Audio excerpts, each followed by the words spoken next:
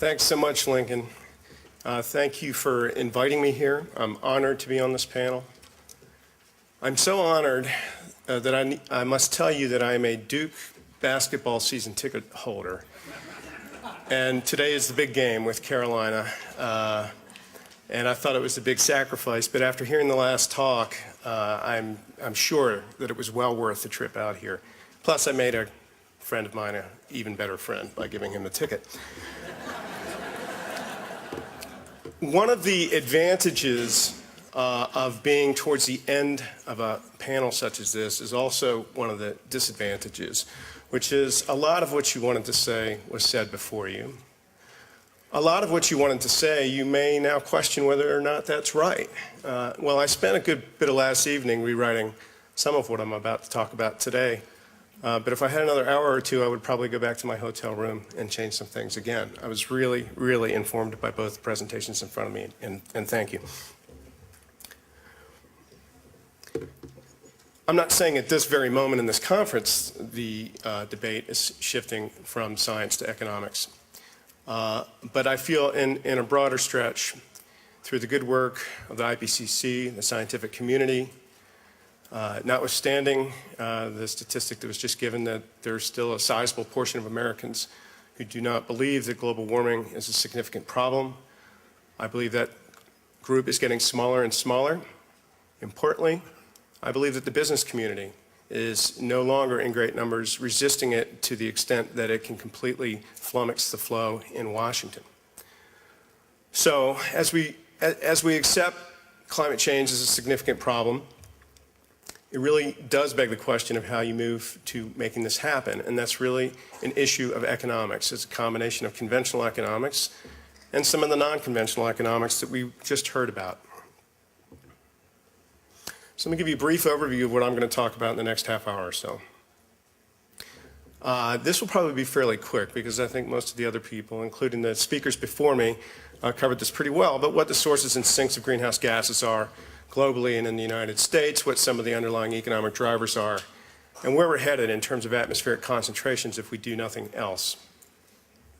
What can we do about it? I'm just going to outline in a very kind of broad way the mitigation options that we have in front of us. The key word in my title is portfolio. The last slide in the first presentation this morning had 9 or so different options, and that's even just a small selection of what we have in front of us. I'm sort of glomming them all up together at the sectoral level to talk about things. How we need to move to transform to a low carbon economy, and what kind of policies can get us there. Whether or not they're perfect or not, they're actually on the table. Political courage, I don't know. Political expediency, I don't know. But it's what we have in front of us. And then what the mitigation portfolio might look like if such a policy were put in place. And the driver of such a policy that I'll be talking about is putting a price on carbon dioxide emissions. I'm going to show you some results of some economic modeling. They should not be taken as gospel truth, but sort of some indicators, some insights to where we might be heading from an economy-wide basis, not only on the types of actions that might be economic to take with the carbon price in place, but on what types of impacts they would have on the economy. And how different policy factors and how you can design the policies to reduce the cost to the economy of making this all happen. And I'll conclude with some summary comments. So real briefly, just to recap some of the sources of greenhouse gases and some of the sinks.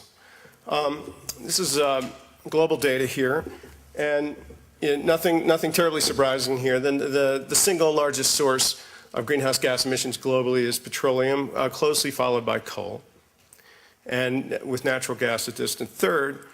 One item of the balance sheet that isn't as well understood is deforestation. The last presentation had some data on this, but essentially what we've got right now, in recent years, is about 20% of global emissions are caused by deforestation, and that's currently, and most of that's occurring in the tropics. Now, a good portion of that, and depending on when you take the study, a good portion of that is actually reabsorbed primarily into terrestrial ecosystems, terrestrial forests, but it should not be used to obscure the fact that deforestation is a very significant cause of our problem. And some of the policies that are being considered internationally right now are focused at addressing that problem. And I will touch on that very lightly at the end of my talk. The largest sources in the United States are coal from electric power and petroleum in transportation. There's a carbon sink in the United States that surprises some people, and it's cause for some optimism because we can make this larger if we put the right policies in place. But the carbon sink, and that's the amount that's absorbed primarily in forests in the United States, offsets about 11% of greenhouse gas emissions. Now there's problems with that in that those things saturate, and a part of it is a result of the land use patterns that we've experienced over the last 50 years or so being favorable to the regrowth of forests, the movement of agricultural lands from intense agricultural production into forests. And these have all been good things for the atmosphere. They've been good things for other environmental values that we hold dear. But the question is, to what extent can they be part of the portfolio to bailing us out of or helping us address our climate change problem? And this is just to say that the trends have been fairly steady in the United States for the last 20 years or so, and primarily most of the sectors have been fairly flat, but there have been an increase in emissions from transportation and electricity generation. Agriculture has been a steady source as well. This is primarily non-CO2 gases like methane and nitrous oxide. And lastly, in terms of this kind of background data, the emissions per capita are fairly steady, actually, in this country. We're becoming more energy efficient, but we're getting more things like flat screen TVs, and we're driving greater distances. So this is a chart of current and projected greenhouse gas emissions globally. And this number right here is the United States, and this is under a business as usual projection. So this is without any type of climate policy. This is without any of the type of radical transformations of our energy sector that were alluded to earlier today. This line right here is China. Currently, the understanding is that this curve may have shifted left and that China has, or is currently in the process of surpassing the United States as the largest greenhouse gas emitter. They have 4 times our population. Perhaps that shouldn't be a surprise to us. India is also talked about, but India is down in that bottom cluster. The rate of greenhouse gas emissions are rising steadily there, but they're not going anywhere near the United States or China anytime soon. So this is a chart that some of my colleagues at the Nicholas School and I put together for an article that was in the Washington Post. And this is essentially looking at the concentration of greenhouse gases over time under a business usual trajectory. And then thinking about the role that the US, essentially the G8 countries of the world plus 5 other major emitters, including China, India, Brazil, and others, what kind of effort they would have to take in order to bring concentrations of greenhouse gases back down to 450 parts per million, which is what the scientific community believed, at least up to about a year ago, would be necessary to avoid the most catastrophic cases. Some of the evidence that we've heard about over the course of this conference suggests, and then I think we'll hear about perhaps even more, suggests that maybe 450 is not good enough. Yet it is a stretch. The bottom line on this chart is, in order for us to hit 450, and given what we believe to be business as usual projections out into the future, about a third of that work will have to be done by the US, about a third of the work will have to be done by China, and the rest of the world does the other third of the work. It will require a significant effort on the part of both those countries, regardless of how we make it work politically or economically. World motor vehicle ownership, it's gone way up. Has anybody been to China recently, and were they there 15 years ago? It's quite a different looking place right now. Something on coal use trends. I'm going to repeat some of the conventional wisdom that was alluded to earlier. I hope it's correct. China is currently constructing, this is not a China bashing episode, by the way. I don't want it to be seen as that. I just think it needs to be framed fairly clearly. China is currently constructing about 2 500-megawatt coal-fired plants per week. This is comparable to the entire UK power grid each year. India is currently constructing the world's largest coal-fired plant in Orissa of 10 gigawatts. It will consume a ton of coal per second. The Texas utility, TXU, had planned until about a year ago on building 11 new coal plants in the state of Texas. A public equity firm interceded, and in collaboration with environmental groups and some firms on Wall Street, entered into an agreement to purchase TXU and scale this production from 11 back to 3. In my home state of North Carolina, although I don't have enough of a lilt in my voice to call it my home state, it's where I've been for 23 years, Duke Energy, which is the third largest emitter of greenhouse gases in the country, proposed 2 new coal plants, and only one was approved, and that was actually approved about 3 weeks ago. And as we heard about yesterday, there are a number of experimental sites for carbon capture and storage occurring. There's only really 4 operational in the world right now, but the pace of that is going to need to go up in order for that silver bullet to be fired. So let's turn to mitigation. So given that as background, this is where we are and where we're headed. What is it that we can do about it? So just think very broadly about the basic approaches to greenhouse gas mitigation. One is that we can reduce our demand for emission-intensive goods and services. Well, what does that mean? Things like switching from steel and cement to wood might be one example. Using bicycles and walking instead of driving might be another example. That's transportation as a service, right? So it's less energy intensive other than the food that we eat to fuel that. Increasing energy efficiency, that is really what has to drive all this. Using less energy to do what it is that we want and need to do. I was really struck by the story that Randy told this morning about the folks who were stuck in the car. I do think it was a very instructive lesson about how much we can trim things back. I don't know that we can ask every citizen on the face of the earth to live through that type of hardship, but we may have to think of more clever ways to provide for people that does not use the type of energy, does not produce the type of greenhouse gases. And then decarbonizing the energy industrial processes so that the energy that we do use is essentially carbon-free. And then to enhance carbon sinks, either terrestrially through the expansion of forests and through changes in agricultural practices that will absorb more carbon dioxide, or geologically through carbon capture and storage. So these are the 4 basic approaches. That provides us with a bit of a challenge, as we've heard about today. One is that, for better or for worse, energy has really been the catalyzing force for economic development and has lifted more people, and by energy I mean really efficient, intensive use of energy has really been the force that has lifted millions and even billions of people out of poverty. So to simply say that we need to turn back and not produce energy does not seem a realistic alternative from a human development perspective. This might be one of the slides that I might redo, having looked at the data that was just presented before me. But by and large, the conventional wisdom has been that fossil fuels are abundant and they are cheap.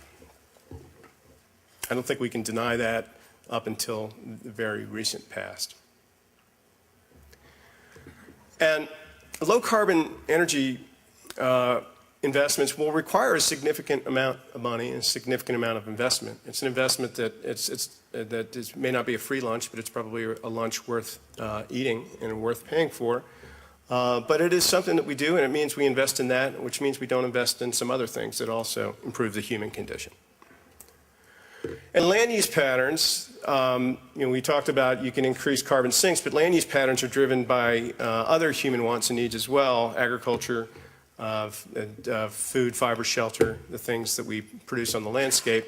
We need to reorient that production portfolio if we want to think about producing in ways that will reduce the net carbon impact. Every challenge has its opportunities, though, and this really needs to be what drives, what needs to drive our actions. A lot of people refer to the low carbon revolution. What do we mean by that? What we mean by that, and the only way, in my view, as an economist that this can work, is that we create an entirely new set of incentives. And the most straightforward way to do this is to create a market for greenhouse gases, whether this market is through a cap and trade program, which I'll talk about later, or whether a tax is put on. The economic system tends to do a pretty good job of responding to prices, particularly as those prices get high. If we put prices on greenhouse gases, I believe that the atomistic elements of our economy can respond and do things that we can't quite imagine right now. Those that can deliver low carbon emissions will win in this world. As long as the government and society is willing to enforce these mandates, these folks will win because they'll be providing what it is that society is asking for. And those that cannot adopt will simply lose. The stakes are high, billions of dollars a year, perhaps even trillions of dollars a year. So this is an opportunity for entrepreneurial people. I know many of you have probably seen this quote. I had always had it as anonymous up there. Somebody said Amory Lovins was the originator of it. Somebody said the CEO for Shell Energy was the originator of it. I don't care who the originator of it was. The fact is that the Stone Age did not end because we ran out of stones. We had plenty of stones. Stone Age ended because we were able to do things better with iron and all the other bronze, all the things that was used to replace it. That's where we are right now.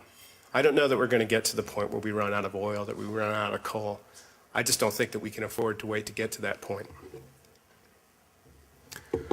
So, what is the private sector doing right now? We don't have in this country a mandatory greenhouse gas policy, but there's enough movement out there and also driven by this incredible run-up in energy prices that the venture capital community has certainly gotten behind it.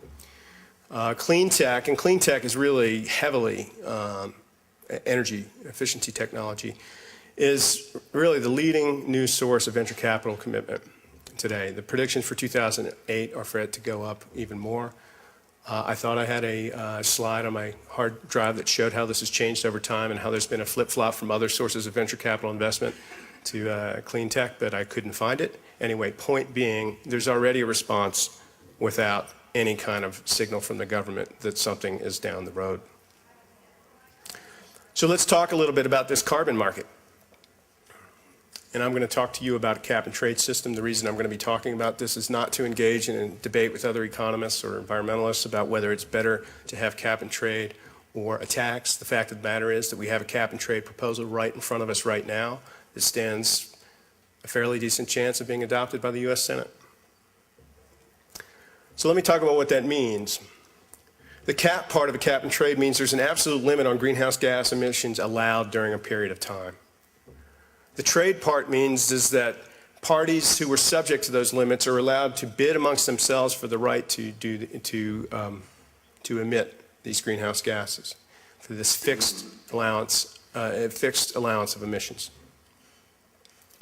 Now, the bidding can either be conducted through a government auction of these allowances, or it can be given for free, or grandfathered is the term that's used, and traded in a market. Or it can be a mix of the two, which the current policy proposal right now is. Okay, so what are the advantages of this type of system? Why don't we just go around and tell people, you need to cut by 90%, you need to cut by 80%, all of you, each one of you, every one of you needs to do that. We could do it that way, and if we had the will, we could enforce it. But it isn't necessarily the most economically efficient way to do things. The fact of the matter is what we're really after is the environmental goal. We're not out to impose the highest cost possible. We're out to hit the environmental goal and to do it in a way that is most economically efficient. At least that's what I believe, and I believe that there are others who believe that as well. So the least cost way to achieve an emissions reduction is to determine what that reduction will be and then allow people who can do it most cheaply to bid for the right to do so in the marketplace. When I teach a class on this, I go through several slides about how this works. I'll save you all that.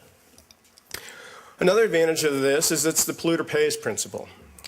So if you have a price on greenhouse gases, that means if you're an emitter of greenhouse gases, you will pay. Well, in reality, actually, you will pay and you will pass the price on to your customers. But that's okay, because it's really the customers, the demand that is being imposed by the customers, it's really driving the production of greenhouse gases anyway. We might as well charge the full cost of producing that good or service. So we have some examples of cap and trade that already exist. Many of you know that sulfur dioxide emissions are regulated by a cap and trade under the Clean Air Act. That has worked extremely well in terms of reducing the cost of complying with the Clean Air Act. The EU, in response to signing off on the Kyoto Protocol, now has an emissions trading scheme where the rights to emit greenhouse gases are traded amongst members of the EU. It's currently trading for about $21 per euro in the emissions trading system. They are trading Kyoto credits right now. It's 2008. The Kyoto Protocol period has started. There was a first period where they were trading prior to the Kyoto Protocol just to sort of figure out how a system like this would work. It had some hiccups and blips that they're trying to fix and that hopefully that the U.S. can learn from as it designs its own system, if it designs its own system.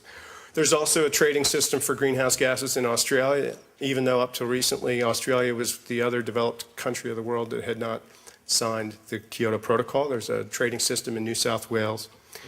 And then there's a voluntary trading system. It's a cap and trade program. You adopt a voluntary cap. It's the Chicago Climate Exchange. Maybe some of the companies that are present in the room are members of the Chicago Climate Exchange. And then for other pollutants, there's nutrient trading. So we trade nitrogen rights for emissions in watersheds. It happens in certain parts of the East as well. So I want to talk to you about the current proposal that seems to be carrying the day in the U.S. Senate, at least right for now. And this is a proposal that was advanced by Senators Lieberman, Independent of Connecticut, and Warner, Republican of Virginia. We have worked fairly closely with the offices of Senators Lieberman and Warner on certain design elements of this bill and analysis of the bill. So we remain hopeful at the Nicholas Institute, where our job is to try to bridge the scientific and policy expertise at Duke University to the policy world that this is a good expenditure of our time. So the bill was introduced October 18th of last year, and the goal is to cut 70% of greenhouse gases below 2005 levels by 2050. This is far more dramatic than anything that had been proposed before then. It goes quite a bit farther than the Kyoto Protocol. But as we heard earlier today and yesterday, there's still questions about whether this goes far enough. I'd sure hate for us to, in the process of debating between 70 and 80%, what the effective goal should be for 2050, that we never get this out of the chute. The covered sectors are all the major emitters: electric utilities, transportation, manufacturing, and the natural gas would be handled upstream, which means that instead of directly regulating households who burn natural gas through furnaces or whatever, the cap would be placed upstream on the sources of those natural gas.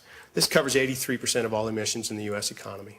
Most of the rest is direct consumption of households, and agriculture is outside of the cap. The plan under Lieberman and Warner is that these allowances, these emission allowances that I alluded to, most of them will be issued for free. 75% of them would be issued for free at the beginning of the program, and 25% would be auctioned.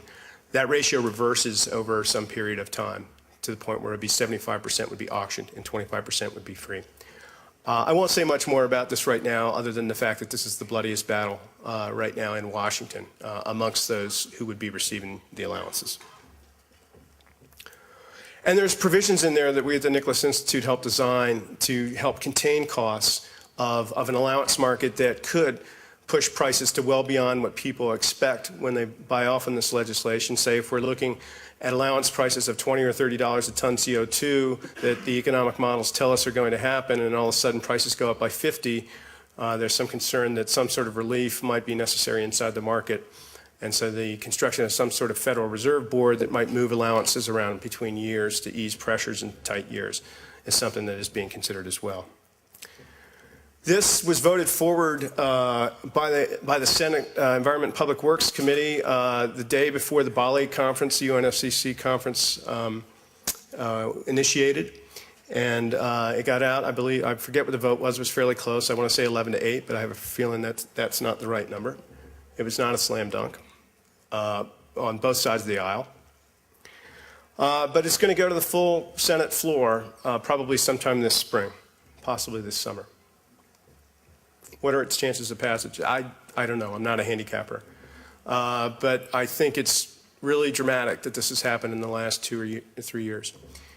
And I think it's important also to say that all three of our presidential candidates right now are in favor of a far-reaching mandatory cap-and-trade program. So maybe we will be able to get through the impasse that was alluded to earlier. So one of the things I did, there was a draft version of the Lieberman-Warner bill that was issued in August.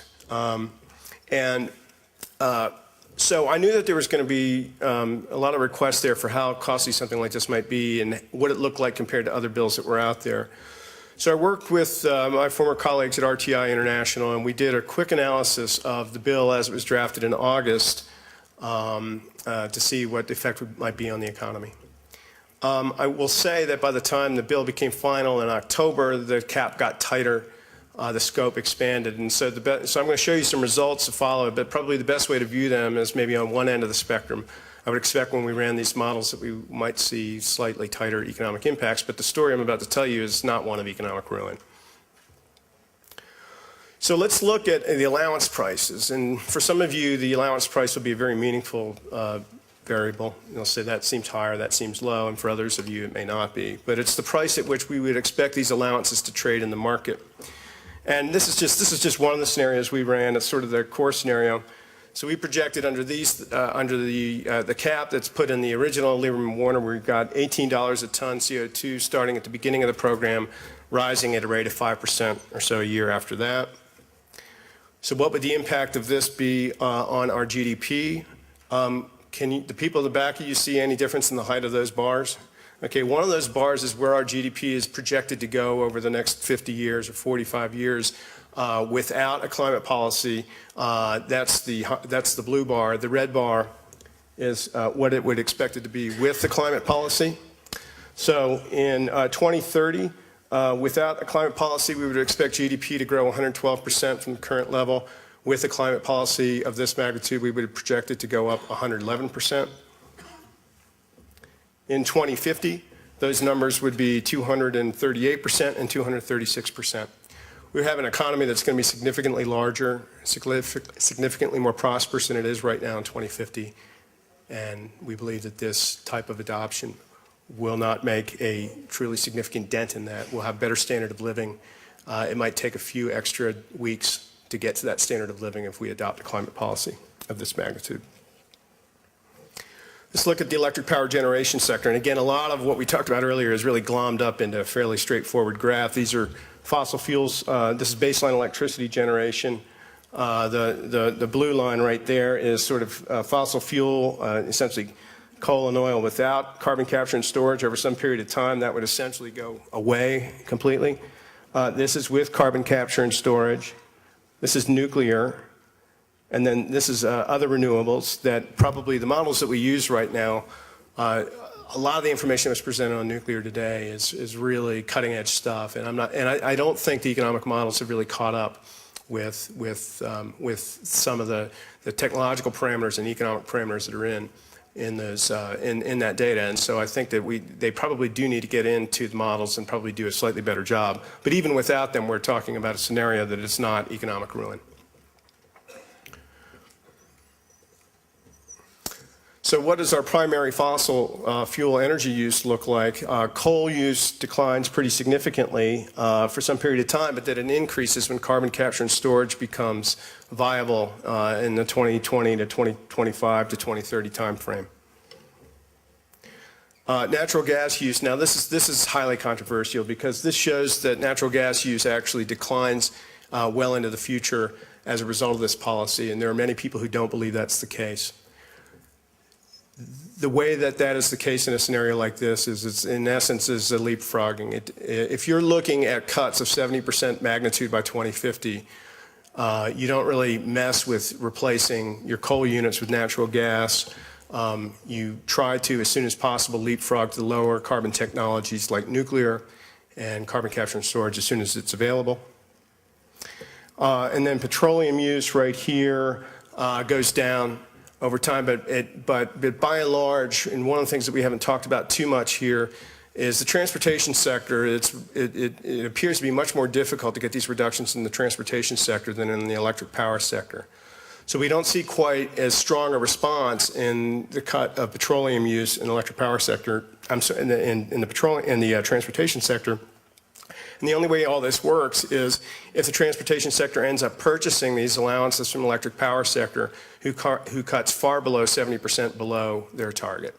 So that's the way it works in a trade system. Electric power sector is the low-cost mitigator, and they end up being the source of reductions for the rest of the economy. Okay, so that's sort of the big picture here. It's a picture that's mixed, and I think we're going to get a lot more information over the next month as more and more entities produce reports on what the Lieberman-Warner bill is likely to do. But now I want to sort of diverge into what could happen in the land-based sectors, because this is what I've done a lot of my work on over time. And I want to address an issue that was talked about earlier this morning and somewhat throughout the conference, which is biofuels. And the question is there a revolution going on? It sure feels that way. But I want to make one point, and I kind of stole this from my colleague Bruce McCarl of Texas A&M University, who I actually use the symbols, but he usually just puts the words, which is biofuels is not the same. I mean, ethanol is not the only biofuel. This is some work that he and I have done together, and there's a lot of information there. I don't necessarily expect you to read it, but we look at greenhouse gas prices ranging up to $100 a ton CO2, and we look at the biofuel response that comes out of the agricultural sector. And what we see is actually, in this scenario, we see that most of the biofuels end up going for electric power. And that's because the model that we use makes the types of adjustments for life cycle energy consumption that were alluded to earlier, which shows that corn-based ethanol, for instance, is only 15 to 20% efficient in terms of reducing greenhouse gases relative to electric power and relative to cellulosic ethanol. Point of clarification, too, is that ethanol is not just corn-based ethanol. There's a significant expansion in the ethanol industry going on as we speak, although some of this has slowed down a little bit. There are currently, as it says here, 127 ethanol plants in operation in the U.S., but there are 81 under construction. So the capacity expansion is almost double going on right now. And there are certain incentives that are being put out there through the energy bill, the renewable fuel standards, the 20 and 10 initiative of President Bush's that seem to be pushing us in that direction. Cellulosic ethanol is in many ways a better alternative. I think I'll just skip through that right now in the interest of time. But there are many trade-offs to consider that were alluded to here earlier. One is, are we placing pressure on traditional agricultural production? The picture to the right are peasants protesting in Mexico City on the sort of well-publicized case of tortilla prices going up as a result of corn price increases. But is this a myth or a reality? What I've done is I've graphed here the corn prices over the last 45 years. And as we could see, there has definitely been a price spike in the last few years in corn prices. It's not exactly unprecedented as you look over time. And so where there's no doubt that ethanol demand is driving an increase in corn prices, the question is it doing so in such an extreme way that we're hearing about? There are significant water concerns with increased biofuel production. There was a recent report of the National Research Council that was directed specifically at this, and there was particular concern that the amount of irrigation needed to produce biofuels would be significant and would draw down reserves, particularly aquifers in the Midwest and Southwest part of the country, and that the high fertilizer application rates necessary to get the high yields for biofuels would cause degradation of water quality. So I have a PhD student who's from Texas A&M and is now at Duke working with me for the climate change policy partnership that we have going there. And he's done some work here that's looked at, if you try to go and get biofuels through different policy mechanisms, what does this have to, what kind of impact does this have on some of the environmental measures that we care about? And so the first approach is the renewable fuel standards that was just passed into law through the energy bill. And we see there that when these things go up, these environmental measures, they're by and large not good. I mean, it's increase in water use, it's increase in nitrogen runoff, increase of phosphorus runoff, and increase of potassium. This is what happened when the policy is focused just at it's primarily focused on the production of ethanol. And ethanol does produce all these other effects. But if we just go ahead and we put a price on greenhouse gases and we have a response in the agricultural sector that can include things like soil conservation in agriculture that includes things like afforestation and reforestation and forestry, and we put all those things together, we can actually see biofuels effects are superseded by the effects of other activities, and we see a decline in water use, we see a decline in some of those nutrient runoffs. So if we do things intelligently and price all greenhouse gases and just focus on instead of just focus on the production of ethanol, we can lessen the environmental co-effects. In fact, we can improve the environment. So the next question is, are we competing with conservation? CRP enrolls 32 million acres per year, Conservation Reserve Program, many of this in grasslands that are starting to look attractive to farmers because of the run-up in not only corn prices, but the associated runoff in other grain prices as well. And certainly the Corn Growers Association anticipates that this could be a potential source of future supply. So it is not, without question that something like this could be a threat to the conservation programs. So too much information here. Let me just summarize it quickly. We did some work, again, the Justin Baker, the PhD student, and some others at Duke, and I took a look. And what happens if you take CRP land and you have incentives? How is it going to respond to incentives for increased ethanol production? And whether that is corn ethanol or cellulosic ethanol, the issue is this: if you don't care about what happens to the greenhouse gases that are emitted through the release of soil carbon out in the atmosphere, it's going to look very attractive for CRP land. But if you count that land and put a price on it, it is not at all clear that you're going to get the type of response from the agricultural sector that is going to clear this land to produce ethanol. Point being, if we let farmers out of their obligation through CRP by allowing them to plow up their lands and not charge anything for the amount of carbon emitted, they could switch to ethanol. However, if we give them incentives to keep the land in grass and to keep the soil sequestered, they won't necessarily do that. Okay, so the next big policy design issue is offsets. And offsets are the fact that some emission sources in the economy are not necessarily subject to the cap, either because of economic hardships. We have, in the International Climate Treaty, we have certain countries that aren't subject to the cap, tend to be developing countries. And then we have other sectors of the economy that aren't subject to the cap, such as agriculture, because the sources are too diffuse. And under some programs, these sources, though, can be used where entities within these sectors and within these countries can engage in voluntary emissions reductions and get paid for these reductions from those who are subject to the cap. This is called an offset program. A lot of people think of carbon offsets as this voluntary thing that you do to offset your price of flying out here or something like this. This is really part of a mandatory or regulatory system. And in the Kyoto Protocol, the Clean Development Mechanism does this with developing countries. And in the voluntary carbon market in the US right now, we've got this going on with the Chicago Climate Exchange. The opportunities associated with offsets is it brings other sectors into the fold, and it can reduce the overall cost of hitting a mitigation target, and it can produce gains from trade for the people who provide the reductions to those who need them to meet their compliance commitments. But there can be difficulties associated with monitoring these reductions if they're outside the cap, because they are effectively outside the cap. So how do you monitor? The purpose of this graph right here is just to show you, this is a projection of the allowance prices in a federal program. This is the S-280. This is the Lieberman-McCain bill, which is the predecessor for Lieberman-Warner. This is what happens to the allowance prices over time if there are no offsets in the program.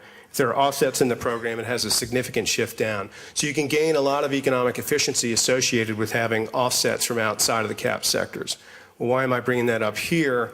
Because I'm talking about agriculture and forestry. And I led a study for US EPA a couple years ago where we looked at what kind of reduction potential can you get from agriculture and forestry, which will be outside of a cap and trade system at different types of carbon prices. And so what we get here is ultimately we can get something similar in magnitude to the amount of emissions that are produced by the electric power sector overall. My bullets didn't work there, but I wanted to show you that at very low prices you can get a fair amount of activity from soil carbon sequestration from agriculture. At medium prices you start to see forest management to longer rotation lengths which store carbon for longer periods of time. And then at medium to higher prices, you start to see afforestation take hold, where farmers move land from agriculture into forest in response to the carbon incentives. Okay, well, the final thing I'm going to talk about here is reduced emissions from deforestation and degradation, and this is an international policy. Developing countries are seeking a way into the Kyoto Protocol in ways that don't give them binding caps. And the largest source of emissions from developing countries by far is deforestation. Most of that, what I showed you in the earlier graph, was in tropical forest countries in the developing world.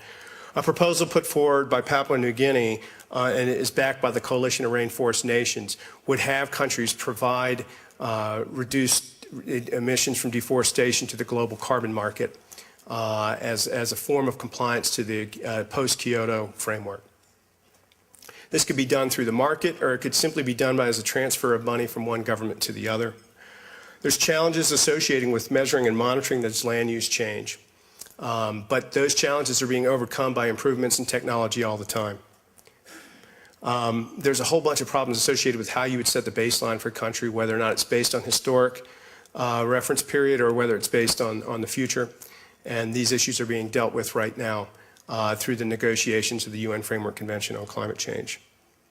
It creates a tremendous number of opportunities to bring a huge amount of money into the protection of forests that never existed before through traditional bilateral movement of funds.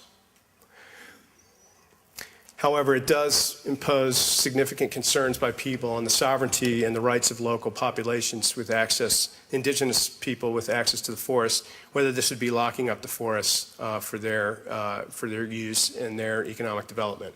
So these are some of the issues that are being wrestled with internationally in terms of incorporating the reduced emissions of deforestation and degradation into an international treaty.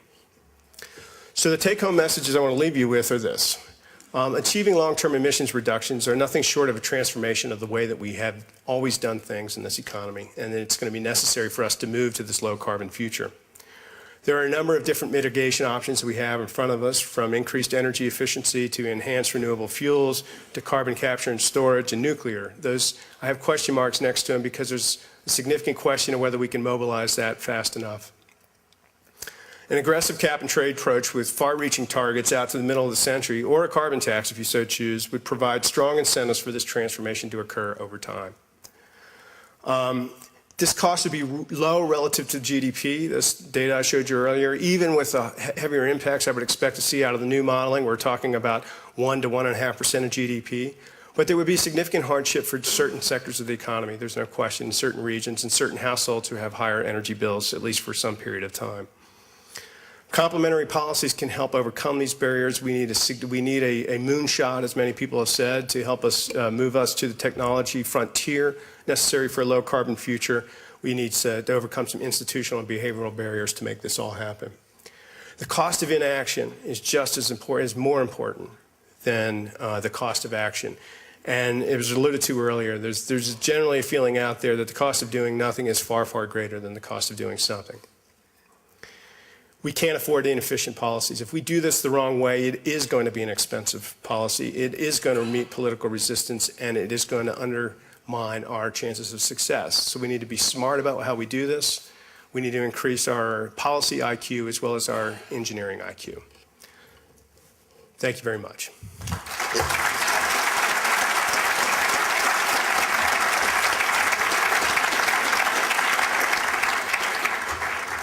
So I'm guessing for those of you who had coffee this morning, your kidneys have long since filtered that coffee and your bladders are probably ready to recycle it. So we'll take one quick question and then maybe move to a brief announcement before the break. Okay, this comment applies to your talk, but also to Mr. Kutcher's talk earlier, and that is in the discussion of biomass, biofuels, there was no discussion of algae or more or less non-conventional approaches to biomass. That's a very good point. I don't know if Chuck, if you would like to respond to that, if NREL is doing any work on algae. I know some work that's being done up in the Northeast looking at that. NREL is doing some work on algae. There was work done about 15 years ago. They lost funding, but now it's back again. And there's a lot of interest in it. A lot of interest. It lost funding 15 years ago, and it's promising in many ways because it doesn't require this type of land commitment and the pushing out of agricultural production that we alluded to. Thanks very much.